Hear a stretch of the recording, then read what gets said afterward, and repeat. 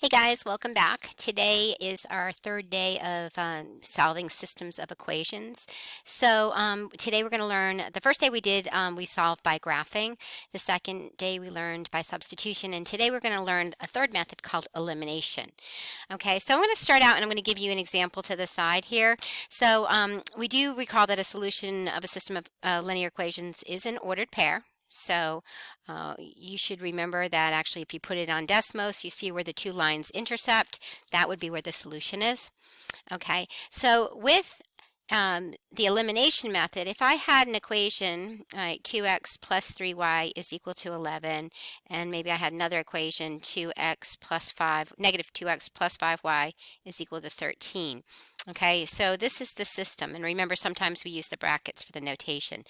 Okay, so what I like to do is actually get it so that both equations are lined up, meaning your x's are lined up right above each other and your y is right above each other. Then you have your equal sign and you have your constant.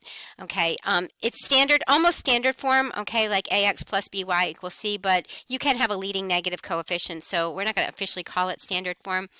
But in this case, it becomes very easy to use the elimination method. If you notice, 2x and negative 2x are opposites. So if we add the two together, okay, think of it as adding this first equation with the second equation. 2x plus a negative 2x is 0, so they would eliminate. 3y and 5y would be 8y, and 11 plus 13 would be 24. Okay, so now we just divide by 8, and our y is 3.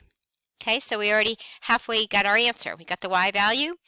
To get the x value, simply take your y value and you plug it back in to either equation, 1 or 2. It doesn't matter, but make sure you stay with 1. So I'll use number 1.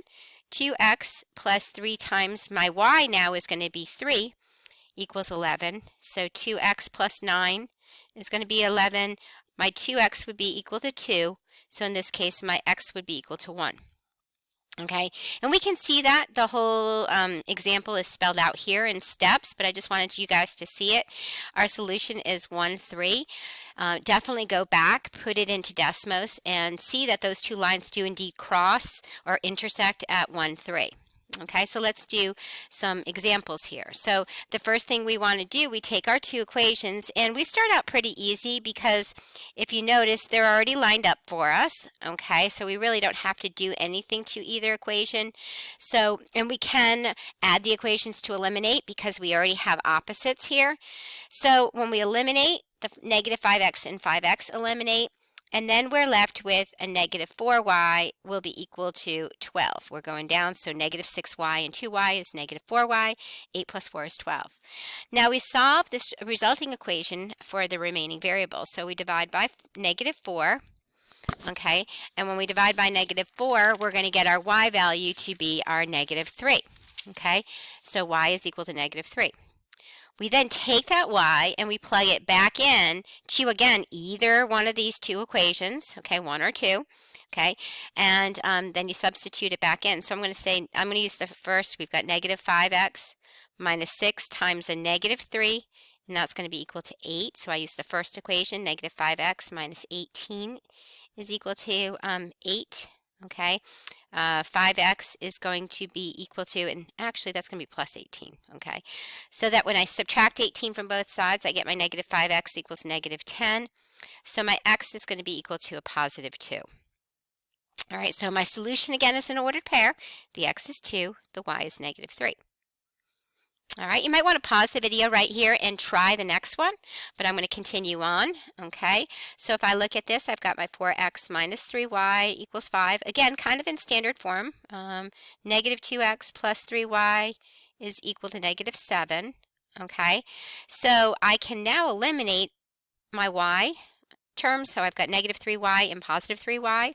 If I add 4 plus a negative 2, I'm going to get 2x is going to be equal to negative 2, so that when I divide by 2, I end up with x is equal to negative 1.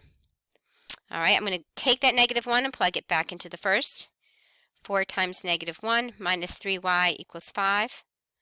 I've got negative 4 minus 3y is equal to 5. Okay, when I add 4 to both sides, I'll get a negative 3y is equal to positive 9. So my y is equal to negative 3. Okay, so my answer would be the ordered pair negative 1, negative 3. Okay, so sometimes if you notice, these two equations are not in the form of this kind of pseudo-standard form, ax plus by. The first one is, but the second one is not. So we're going to start out and we're actually going to rewrite that second equation. And we're going to do it by bringing the 3x to the other side by subtracting 3x, okay, plus 4y is equal to 14. So see, now we're lined up, okay? We've got our x term lined up with our y term and our equal sign and our constant. And when we're set up like this, our y terms actually eliminate. And in this case, we're left with our 5x is going to be equal to negative 4 plus 14 is 10. Okay, so then when we divide by 5, we get x is equal to 2. We then take the 2, we'll plug it back into the first one. Again, it doesn't matter which one, you're going to get the same answer. 8 times 2 minus 4y equals negative 4. 16 minus 4y is equal to negative 4. My negative 4y is going to be equal to negative 20, so my y is going to be equal to 5. So my ordered pair, 2, 5. Again, go back, do your check step. You can do your check step manually by plugging it back into both equations, and if it's true for both, then you know it's the solution. Or again, you can put it in Desmos and look for that intersecting point. So again, this would be a good place to pause the video and try the next one, but I'm going to continue on. We've got 3x plus 4y is equal to negative 6. I'm going to bring the 3x to the other side here, so I get a negative 3x plus 2y is going to be equal to positive 6. Okay, when I do that, my 3x's are going to, and my x term is going to eliminate, and I'll be left with 6y is equal to 0.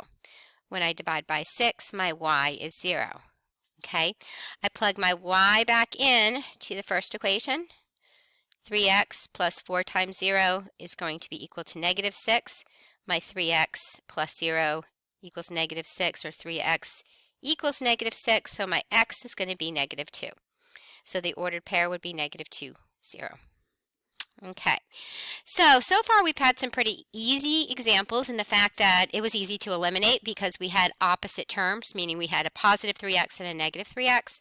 Okay, that doesn't always happen. So here we have the steps for the next example, but I'm going to kind of show it to you. So if I had 6x plus 5y is equal to 19, and then I had 2x plus 3y is equal to 5. Okay, there's no easy way to eliminate here. So what I'm going to do is set it up so I can eliminate. All right, and what I'm going to do is take that second equation and I'm going to multiply every term by negative 3. So remember, the multiplication property of equality says that whatever I do to one side, I do to the other. If I multiply by negative 3 by one side, as long as I do it to the other side, I still have the same equation. All right, so I'm going to rewrite the first equation at 6x plus 5y equals 19. And now I'm going to multiply every term by negative 3. So I end up with negative 6x minus 9y is equal to negative 15. Now it makes it easy to eliminate, okay? So my 6x's will cancel out. I'm left with negative 4y will be equal to 4. And then when I divide by my negative 4, I'll get y is equal to negative 1. I'm going to take that negative 1, plug it back into the first equation. 6 times, whoops, it's just 6x because it's my y value. So 6x plus 5 times negative 1 needs to be equal to 19. 6x minus 5 equals 19. All right, 6x is going to be equal to 24 when I add 5 to both sides, so my x is going to be 4. So my solution, and we can see it right here, is 4, negative 1. Okay, again, we then go and check it on Desmos. Okay, we substitute 4 for x and negative 1 for y in the original equations.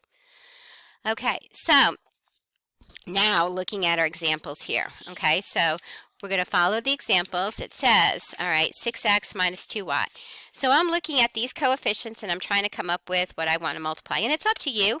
I find it's probably going to be easier to take the second equation and multiply it by 3. So I'm going to take 3 times 2x plus 3y is equal to negative 5. So I'm going to multiply every term by that 3. So when I do that, I have 6x minus 2y equals 1. The first one stays the same. But then I get a negative 6x, okay, plus 9y is equal to negative 15. Okay, so there's my two equations. So when I add them now, my 6x term eliminates, and I'm left with 7y is equal to negative 14. So when I have 7y equals negative 14, I'm going to divide by 7, and my y is going to be equal to negative 2. Okay, so I take it and I plug it back into that first equation to get my x. So 6x minus 2 times negative 2 equals 1. 6x plus 4 equals 1. So 6x is going to be equal to a negative 3. So when I divide by 6, I get x is equal to negative 3/6, or simplified negative 1/2. So my solution is negative 1/2 and negative 2. Okay, again, this is a good place to pause and try the next example on your own, but I'll go ahead and do it. So 4x plus 5y is 35. Okay, I've got to bring the 3x to the other side, so I'm going to bring over and get a negative 3x plus 2y is equal to negative 9. Okay, so in this example, there's no one number that I can multiply by to be able to eliminate. So I'm going to look at my coefficients. I've got a 4 and a 3. I know that if I multiply the top equation by 3 and the bottom equation by 4, then I can eliminate. So it is possible that you multiply both equations by a number. All right, and they're totally different numbers, as long as whatever you do to one side, you do to the other. So when we do it like that, we've got 12x plus 15y is equal to 105, and then we would have a negative 12x plus an 8y equals negative 36. Okay, here our 12x's will eliminate, and we're left with 23y is going to be equal to 69. When we divide by 23, our y is going to be equal to 3. We then plug it back in, again, to our, and you want to go all the way back up. Whoops, let's erase this right here. We're going to go all the way back up to the original equation. Okay, so you don't want to have to worry about it. It would work with the second one, but it's easier just to go back to the first one. So 4x plus 5 times 3 is equal to 35. So our 4x plus 15 equals 35. Okay, 4x is going to be equal to 20, and our x is going to be equal to 5. So my ordered pair would be 5, 3. Okay? All right, so let's look now at some of the special cases. Okay, so looking at this example, okay, well, it's not nice to eliminate, but I'm going to take the bottom equation and multiply everything by negative 2. So when I do that, the top equation, negative 16x plus 2y, equals negative 2, and then I'll have positive 16x minus 2y is equal to 2. Now watch what happens when I add these two together. Negative 16x and 16 eliminate. Okay, positive 2y and negative 2y eliminate. There's nothing on the left side. That means there's 0 left. Okay, 0 is going to be equal to negative 2 plus 2 is also 0. Well, does 0 equal 0? Yes, it's a true statement. Because it's a true statement, this is a situation in which I'm going to have infinite solutions.